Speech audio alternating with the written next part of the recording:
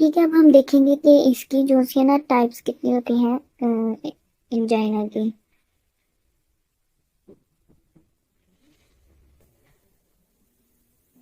पहले हम यही पढ़ेंगे स्टेबल एंजाइना वाली। स्टेबल एंजाइना में क्या होता है, बेसिकली इसके अंदर यही होता है कि जो हार्ट की डिमांड होती है ऑक्सीजन की, उतना ऑक्सीजन उस तक नहीं पहुंच सकता। और वो जब ऑक्सीजन की डेफिशिएंसी की वजह से जब मसल्स वगैरह को हार्ट को ऑक्सीजन मिलता है तो वो काज करता है इस्कीमिया। ठीक है। और स्टेबल एंजाइना हम इसे इसलिए कहते हैं कि ये स्टेबल होता है, रेस्ट पे कभी भी।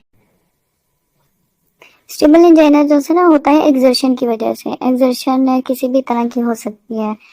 हो सकता है कि उसने कोई वेट लिफ्ट किया हो, कोई वजन वगैरह उठाएगा तो उसकी वजह से जो है ना उसको सिम्टम स्टार्ट हो जाएंगे स्टेबल एंजाइना के। या तो फिर अगर वो कोई भी जो है ना हैवी एक्सरसाइज करेगा या फिर हैवी हैवी ज्यादा एक्सरसाइज करेगा उससे स्टार्ट हो सकता है। कोई भी उसके इमोशंस होंगे, इमोशनल अटैचमेंट हो किसी के साथ है तो उसको स्ट्रेस वगैरह की वजह से हो सकता है कि वो किसी चीज का बहुत ज्यादा स्ट्रेस ले, उसमें हो सकता है। एंगर में हो सकता है, फाइट और फ्लाइट की कंडीशंस में हो सकता है। ये सारी एक्चुअली में जो है ना ये आपने याद रखना है कि ये जितनी भी चीजें हैं ना ये सारी ऐसी चीजें हैं जो सडन हमारी जो ऑक्सीजन डिमांड है ना हार्ट के उसको इंक्रीज कर देते हैं। और इतना ज्यादा या तो ब्लड फ्लो नहीं होता या वो ऑब्स्ट्रक्टेड, जैसे हमने ये ऊपर भी देखा था कि ऑब्स्ट्रक्ट होने की वजह से आर्टरी के वो इतनी जल्दी से उतना ब्लड सप्लाई नहीं कर सकता, ब्लड फ्लो इतनी जल्दी उधर से नहीं कर पा रहा होता, जिसकी वजह से ब्लड की डेफिशिएंसी होती है, ऑक्सीजन की डेफिशिएंसी होती है। और स्टेबल जो है ना इसके सिम्टम्स स्टार्ट हो जाते हैं।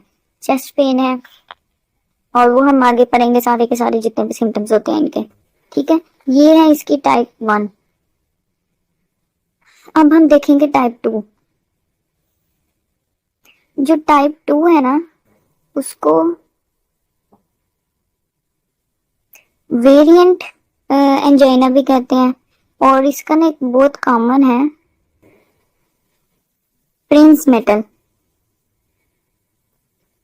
इसको प्रिंस मेटल्स एंजाइना भी कहते हैं। अच्छा, आपने भी याद ये रखना है कि यहाँ पे भी ऑक्सीजन की जो डिमांड थी, ऑक्सीजन की जो डिमांड थी वो इंक्रीज हुई थी। ठीक है। अब जो हम इसका थर्ड वाला पढ़ेंगे ना अनस्टेबल एंजाइना,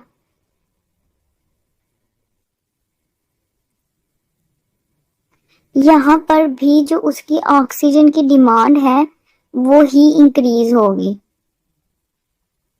लेकिन जो वेरिएंट या प्रिंस मेटल एंजाइना है इसके अंदर जो ऑक्सीजन की डिमांड है वो इंक्रीज नहीं होती। ठीक है। इसके अंदर ऑक्सीजन की डिमांड इंक्रीज नहीं होती, ये एक्चुअल में ब्लड सप्लाई इसका कम होता है। किसकी वजह से? क्रोनरी आर्टरी के स्पेज्म की वजह से। जब क्रोनरी आर्टरी में स्पेज्म आ जाता है, एक तो हुआ ना हमने कहा था ये ऑब्स्ट्रक्ट हुआ है, लेकिन नॉर्मल अगर आर्टरी है इतनी उसकी विड्थ है, लेकिन उसमें स्पेज्म होने की वजह से वो हो गई है इतनी सी, सिंपल आप कह लो सुकर गई है वो। ठीक है, स्टीनोसिस हो गया, इतनी रह गई है। तो उसमें से भी ब्लड फ्लो जो है वो ठीक तरह से नहीं जाएगा, और ब्लड फ्लो जब नहीं जाएगा तो वो काज करेगा प्रिंस मेटल एंजाइना। ठीक है। इसके अंदर ये नहीं हुआ, ऐसा कोई भी केस नहीं है कि जिसमें ऑक्सीजन की डिमांड बहुत ज्यादा बढ़ गई थी और हमसे काम नहीं हो पाया और उसकी वजह से ब्लड फ्लो नहीं उधर पहुंच पाया और ये हो गया। इसमें इस तरह का कुछ भी केस नहीं है। इसके अंदर नॉर्मल ही काम हो रहा होगा, बॉडी जो है नॉर्मल ही वर्क कर रही होगी, लेकिन उसकी स्पेज्म क्रोनरी आर्टरी की वजह से ब्लड फ्लो उस तक नॉर्मल भी नहीं पहुंच पा रहा। ठीक है।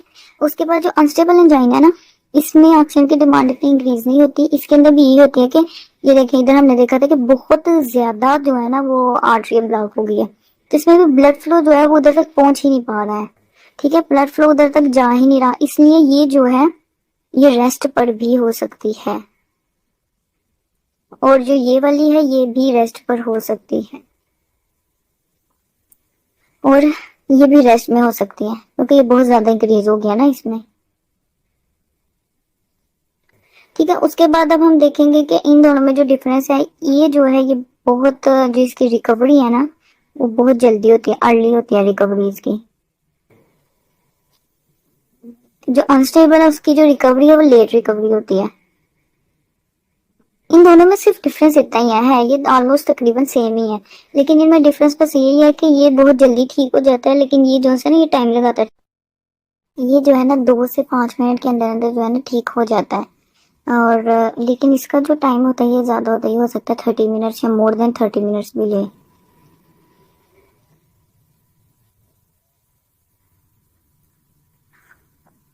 ये लेस देन 30 मिनट में ठीक हो जाता है, ये मोर देन 30 मिनट्स लेता है। उसके बाद ये है कि इन दोनों में सिर्फ और सिर्फ जो डिफरेंस है ना वो यही आता है कि इसकी जो फ्रीक्वेंसी है वो एज कम्पेयर टू स्टेबल से ज़्यादा होती है, इसका जो ड्यूरेशन है वो ज़्यादा होता है, इसके जो पेन है वो ज़्यादा होती है। बाकी ये दोनों चीज़ें नॉर्मल है। इसमें जो है ना जब रेस्ट करते हैं तो ये जो है ना बिल्कुल ठीक हो जाता है, उसी वक्त रेस्ट करने से बिल्कुल ठीक हो जाती है। लेकिन इसके अंदर हमें जो है सब लिंगुअल जो है निट्रोग्लिसरीन वो लेनी पड़ती है, एनजीसेट्स लेनी पड़ती है, ये रिकवर हो जाता है विद रेस्ट।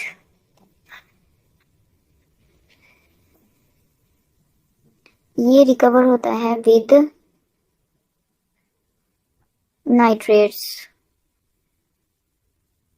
नाइट्रेट्स सब लिंगुअल नाइट्रेट्स लेते हैं, जुबान के नीचे रखते हैं गोली, एनजी सेट के नाम से बहुत कॉमन है जो यूज की जाती है हार्ट के पेशेंट्स के लिए। ठीक है, अब इसकी जो है ना फोर्थ वाली टाइप है